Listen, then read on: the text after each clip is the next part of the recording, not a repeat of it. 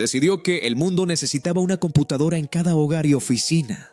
Todos hemos usado una computadora alguna vez, pero pocos se detienen a pensar en el chico que desde su habitación, hablar de Bill Gates es hablar de la arquitectura de nuestra vida moderna. Pero ¿quién era realmente el joven detrás de la pantalla azul? ¿Era un genio incomprendido? ¿Un chico con una suerte increíble o alguien que simplemente vio el futuro antes que el resto? Para entender al hombre que llegó a ser el más rico del planeta, tenemos que viajar a Seattle en 1955. William Henry Gates III nació en una familia donde la excelencia no era una opción, era el estándar. Su padre era un abogado prominente y su madre, una mujer de negocios conectada con las altas esferas. Desde niño, Bill tenía una chispa diferente, esa curiosidad inquieta que a veces roza la obsesión. En la prestigiosa escuela privada de Lakeside, a finales de los años 60, ocurrió el punto de inflexión. El colegio adquirió una terminal de computadora conectada a una computadora central. En aquel entonces, las computadoras no eran como las de hoy. Eran máquinas gigantescas que ocupaban habitaciones enteras y costaban fortunas. Para un chico de 13 años, tener acceso a eso era como tener la llave de un cohete espacial. Aquí es donde entra el factor psicológico que definió su carácter, la competitividad. Bill no solo quería aprender a usar la máquina, quería dominarla. Se encerraba por horas, saltándose clases y perdiéndose en líneas de código. Sus profesores, lejos de castigarlo, empezaron a ver que aquel chico no estaba jugando, estaba construyendo un lenguaje nuevo. Fue ahí donde conoció a Paul Allen, un compañero que compartía su misma obsesión por la tecnología. Juntos empezaron a entender que el software, lo que vive dentro de la máquina, era donde residía el verdadero poder. Pero no todo fue brillante. Hubo momentos de frustración, fallos en los sistemas y esa sensación de que el mundo académico no era suficiente. Gates tenía una mente que funcionaba a una velocidad distinta a la de sus contemporáneos. Mientras otros jóvenes de su edad se preocupaban por la música o los deportes, Bill estaba calculando cómo optimizar el tiempo de procesamiento de una computadora. Luego llegó 1973 y su ingreso a la Universidad de Harvard. Muchos piensan que el éxito de Gates fue una línea recta hacia la cima, pero la realidad es mucho más compleja y humana. En Harvard se sentía como un pez fuera del agua, no porque no fuera inteligente, sino porque su visión ya estaba fuera de las aulas. Él veía una revolución tecnológica que los catedráticos ni siquiera se atrevían a imaginar. Aquí surge el conflicto que marcaría su vida. El dilema entre seguir el camino trazado por su familia, ser abogado, tener una carrera estable, o saltar al vacío hacia lo desconocido. Su mente le dictaba que el futuro estaba en el software, pero el miedo al fracaso, ese enemigo silencioso que todos enfrentamos, le susurraba que era una locura. Se dice, entre rumores que han circulado por décadas, que Bill era un estudiante difícil, alguien que desafiaba a sus profesores no por rebeldía, sino por pura lógica. Se cuenta que a veces se quedaba dormido en clase después de pasar toda la noche programando, solo para despertar y corregir el error en el código de algún profesor. ¿Era arrogancia? ¿Era seguridad en sí mismo? ¿O tal vez simplemente era la incapacidad de ver el mundo de otra manera que no fuera a través de la lógica binaria? Lo que es innegable es que en ese momento Bill Gates estaba al borde de una decisión que cambiaría no solo su destino, sino la manera en que toda la humanidad se comunica. La tensión crecía. Las expectativas de sus padres pesaban como losas y el llamado de la innovación era una sirena imposible de ignorar. Estaba a punto de abandonar el refugio de Harvard para perseguir una idea que muchos consideraban una excentricidad de jóvenes sin sentido común. Pero, ¿cómo pasas de ser un estudiante universitario a desafiar a las grandes corporaciones de la época? ¿Cómo logras convencer a un mundo analógico de que su futuro es digital? El camino no fue pavimentado de oro, sino de dudas, noches en vela y una capacidad de trabajo que rozaba lo sobrehumano. Estamos ante el inicio de un imperio que nació de una apuesta personal, un momento en el que el miedo al qué dirán se enfrentó con la visión absoluta de alguien que sabía que no podía retroceder. Porque para Bill Gates, el software no era solo trabajo, era su forma de entender el caos del mundo y tratar de ponerle orden. Y justo cuando la presión en Harvard se volvió insoportable, algo sucedió en el mercado. Un nuevo modelo de computadora apareció en escena, y con él, la oportunidad que Bill y Paul Allen habían estado esperando toda su vida. Una oportunidad que si la dejaban pasar no volvería a presentarse jamás. Ese momento de inflexión llegó en 1975, cuando la revista Popular Electronics puso en su portada al Altair 8800. Para el espectador común era solo una caja de metal con luces parpadeantes. Para Bill y Paul era la señal divina. El Altair no tenía teclado, no tenía pantalla y técnicamente no servía para nada concreto más que para encender luces. Pero ellos vieron lo que nadie más vio. Una máquina que necesitaba un alma, un lenguaje que permitiera que los humanos pudieran hablar con ella. Aquí es donde la historia se vuelve realmente interesante, porque entra en juego ese instinto de supervivencia y audacia que define a los grandes visionarios. Bill y Paul no tenían el Altair, no tenían el hardware, pero llamaron a la compañía que lo fabricaba, MITS, y les mintieron con una confianza absoluta. Tenemos un lenguaje BASIC listo para funcionar en su máquina. Era una mentira táctica, no tenían nada. Pasaron semanas en un frenesí creativo, trabajando en el laboratorio de Harvard, escribiendo código sin ver la computadora real, confiando ciegamente en sus cálculos mentales.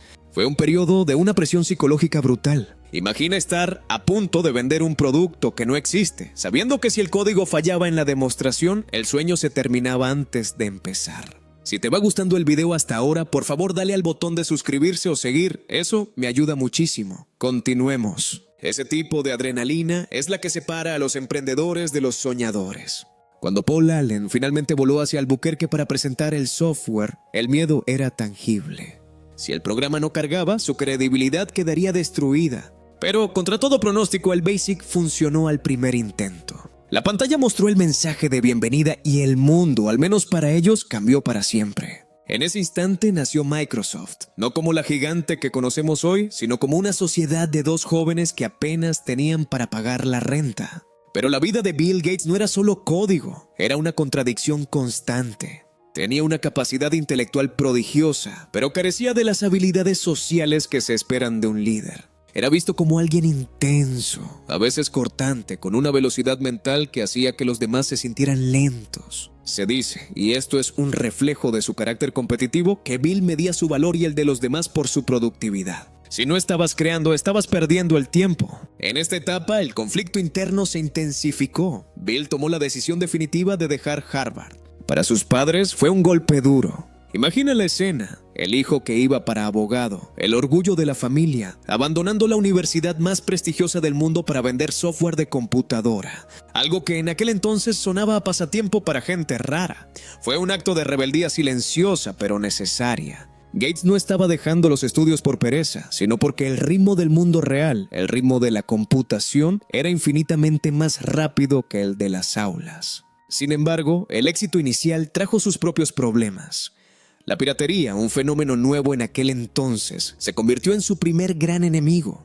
Bill escribió una carta abierta a los entusiastas de la informática, criticando duramente a quienes copiaban su software sin pagar. Fue un momento polémico. Muchos lo llamaron egoísta, mientras que otros lo vieron como un defensor de la propiedad intelectual. La verdad es que psicológicamente Bill siempre vio el código como una extensión de sí mismo. Que alguien lo robara no era solo una pérdida económica, era una violación a su esfuerzo personal. Mientras la empresa crecía en un pequeño garaje alquilado, la tensión entre Bill y Paul empezaba a asomar. Eran dos genios, pero con personalidades opuestas. Paul era el visionario técnico, el alma creativa. Bill era el estratega, el hombre que miraba los números y el futuro de la industria. Esa diferencia de enfoques es la que permite que las empresas despeguen, pero también la que suele fracturar las amistades. La industria tecnológica de finales de los años 70 era un salvaje oeste. Microsoft estaba en medio de una guerra por el control del estándar de los lenguajes de programación. Bill no dormía. Se decía que podía estar hasta 3 días seguidos trabajando, alimentándose de comida rápida y café, manteniendo un nivel de enfoque que asustaba a sus empleados.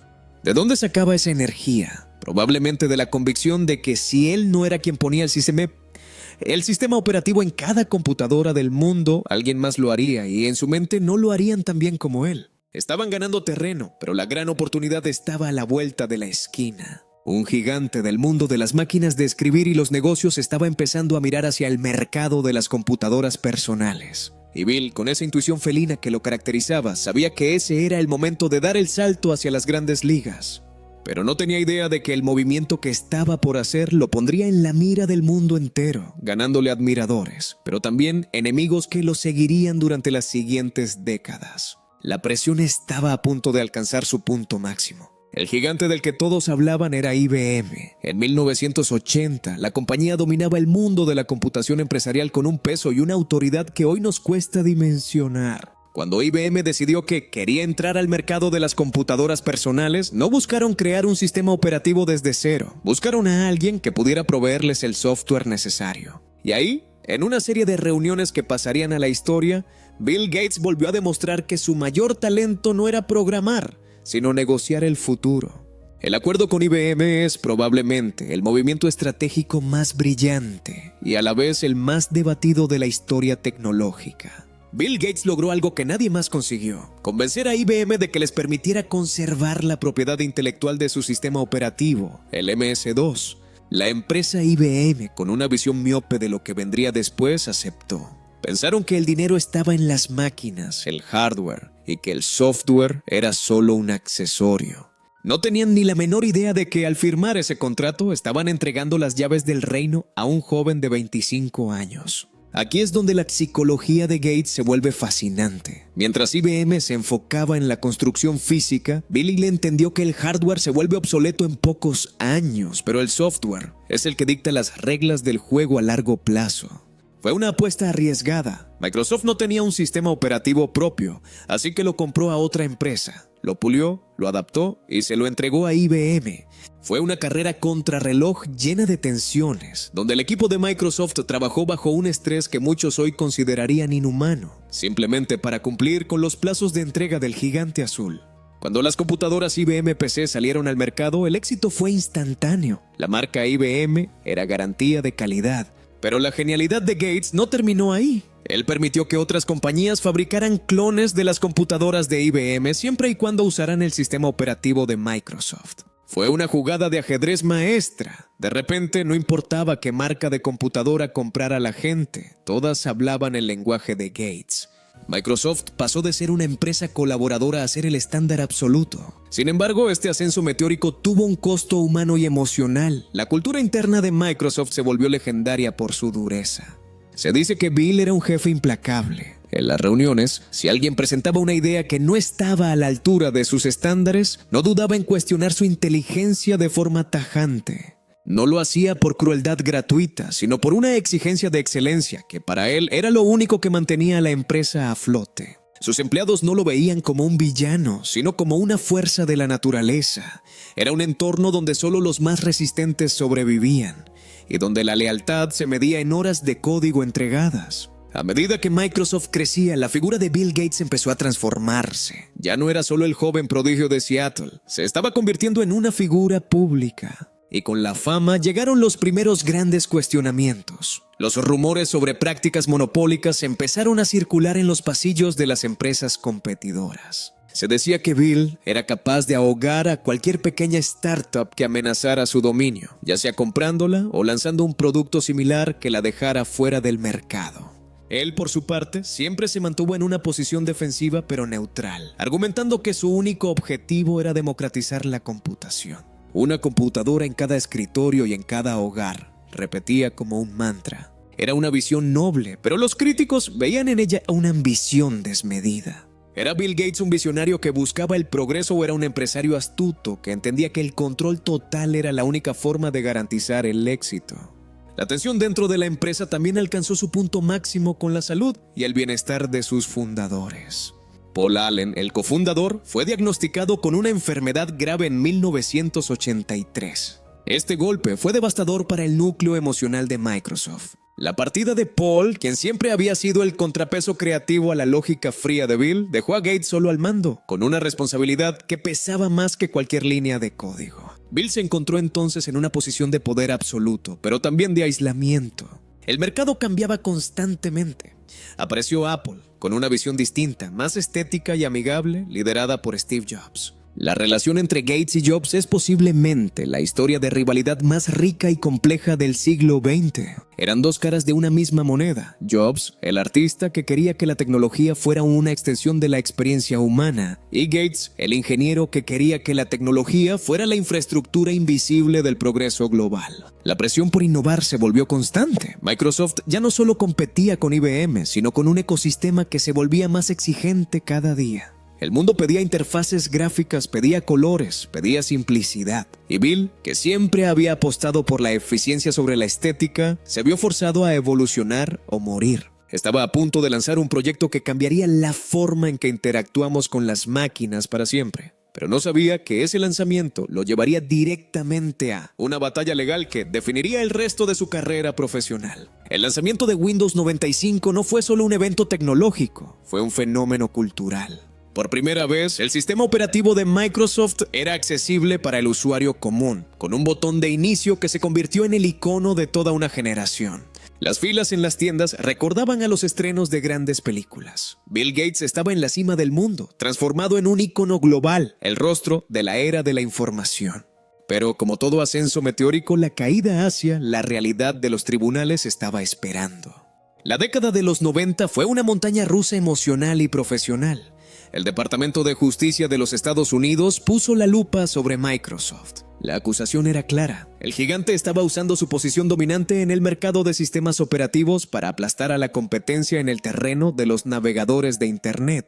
Fue el famoso caso antimonopolio. Durante años, Bill tuvo que cambiar los trajes de programador por trajes de abogado, enfrentándose a interrogatorios públicos donde su imagen de chico genio se vio seriamente afectada. Psicológicamente, este periodo fue un quiebre.